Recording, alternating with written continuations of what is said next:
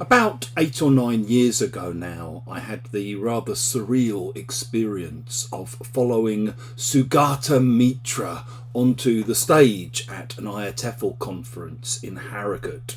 At this point, Sugata Mitra had just won a £1 million award from TED and was being hailed as a kind of darling of the burgeoning edtech scene. For those of you that don't know him, he basically had this idea that he called souls, or self-organised learning environments. And he became famous because of this idea of the hole-in-the-wall computer, where he was trying to get computers put into poor areas, originally in rural India, but later in lots of different places, and then just leaving it there with access to the internet and allowing what he called self-organising units of learning to emerge around these computers.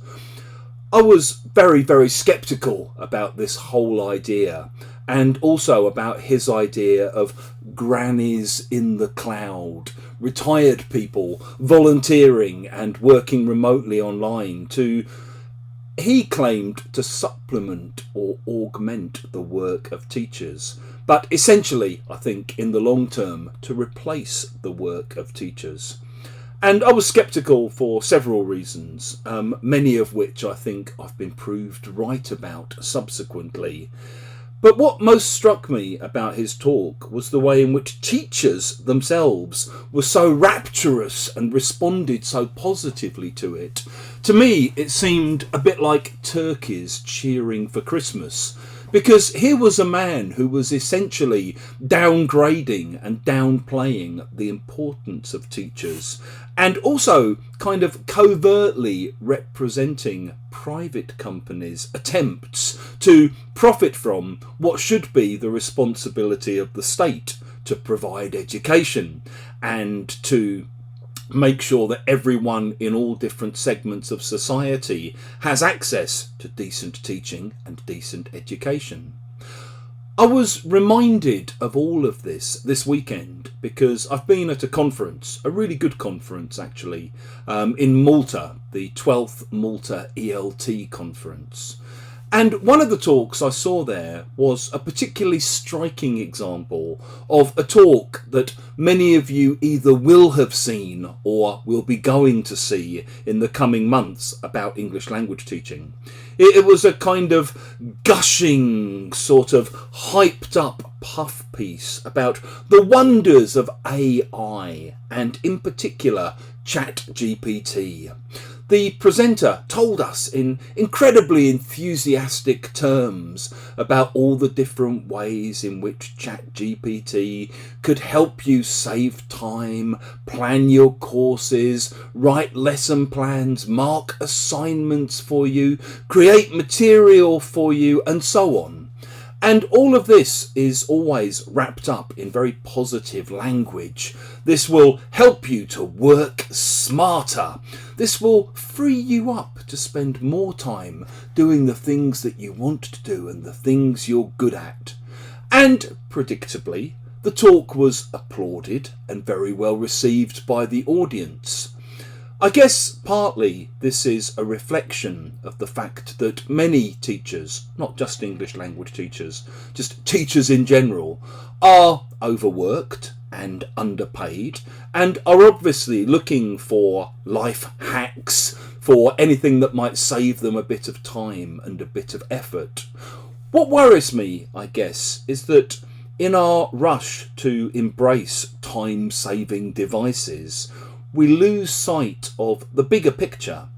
And I think if we all become, as the speaker in Malta was saying, our own content creators, we can all become materials developers, we can all become illustrators, well, the first thing we need to be asking ourselves is, who stands to benefit from this financially when those jobs actually disappear?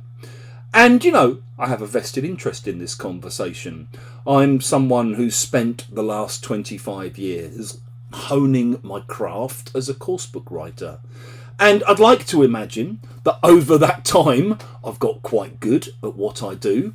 I'd also like to imagine, and those of you who know any of the books I've written, innovations or outcomes or whatever, roadmap, you will hopefully be able to, sort of testify to this.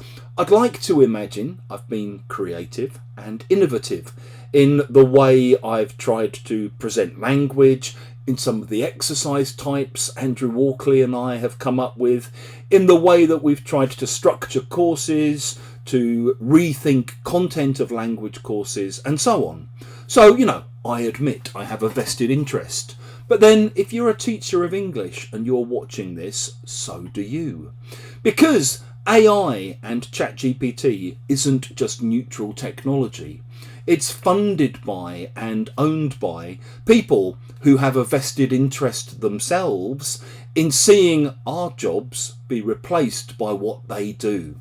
Obviously, they very rarely tell us this so openly, but I think we need to be very careful as we rush to outsource our workload and outsource our creativity.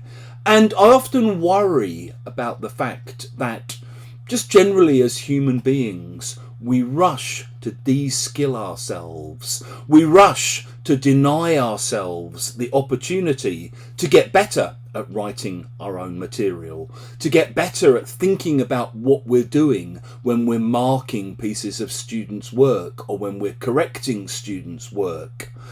I think we also need to be wary of spending our own time and effort, in essence, training technology run by people who'd be happy to see us be made redundant in order to get better at doing what it can already do.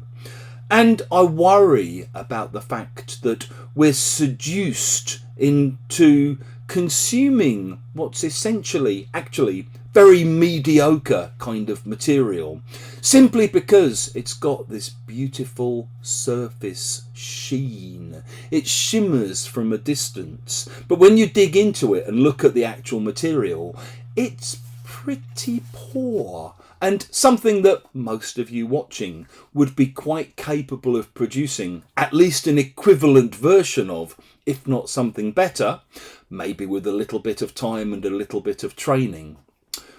There's a writer called Margaret Bowden who wrote a book called The Creative Mind.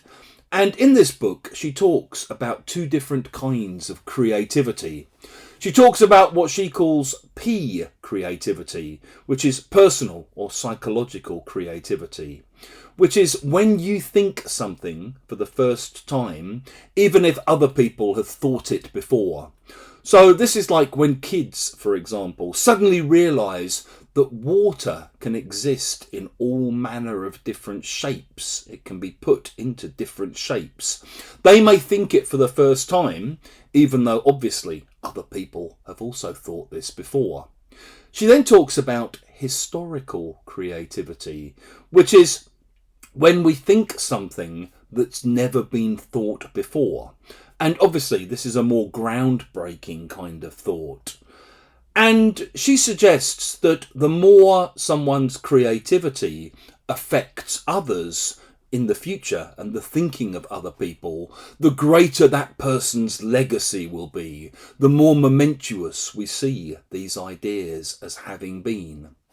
Well, AI-driven creativity, the kind of creativity that you're going to get from something like ChatGPT, is neither of these things, okay? The kind of creativity that you get from AI doesn't stem from this kind of clash between our minds and the world outside. Essentially, because it's drawing on all of the input it's been provided with so far, it's generic creativity, which is why the material produced looks quite generic, quite bog standard, quite uninteresting, quite uninnovative in lots of ways. And I think we run a very serious risk if this is the way we're looking to be creative in the future. And one of those risks is that over time, generic AI creativity starts to make us too much alike. It leads to a kind of decrease in cognitive diversity and a decrease in cognitive innovation. And in its place, we get this kind of increase in cultural tightness. I think we also need to be worried about a kind of downward generic creativity death spiral of some kind, because the more we use AI for this kind of generic creativity, the more generic our content is going to become. And in a world where we pay lip service to the ideas of creativity and diversity as 21st century skills and so on, I think it's time to take a step back and to be a bit more critical about what we're going to get if we keep relying on AI and ChatGPT to do these kinds of human crafts and human skills for us.